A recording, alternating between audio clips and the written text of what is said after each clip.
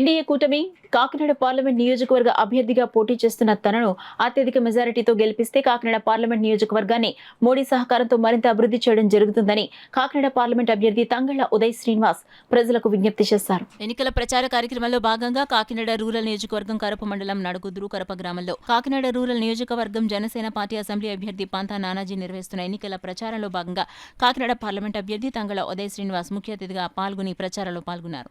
ఈ కార్యక్రమంలో రెడ్డిపల్లి నారాయణరావు, తుమ్మలపల్లి మాచారావు, అధిక సంఖ్యలో జనసేన, తెలుగుదేశం, బీజేపీ నాయకులు, కార్యకర్తలతో కలిసి రోడ్ షోలో పాల్గొన్నారు. ఈ నెల 13వ తేదీన జరిగే ఎన్నికల్లో జనసేన పార్టీ అభ్యర్థి అయినటువంటి Kakinada rural Janasena party assembly అభ్యర్థి పంతా నానాజీ, కాకినాడ పార్లమెంట్ అభ్యర్థి తంగళ్ల ఉదయ్ శ్రీనివాస్లను అత్యధిక మెజారిటీతో గెలిపించాలని కోరారు.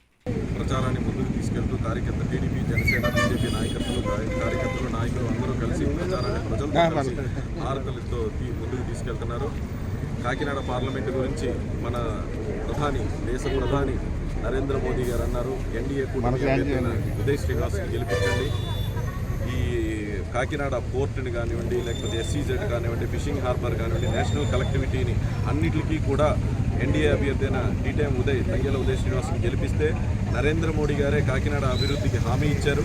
నిజంగా అది ఎంతో అదృష్టంగా భావిస్తూ, అలాగే ప్రజలు కూడా దాన్ని మంచి అదృష్టంగా, మంచి అవకాశంగా భావిస్తూ ఎన్డీఏ కూటమి అభ్యర్థి అయిన నన్ను అత్యధిక మెజారిటీతో గెలిపించబోతున్నారు.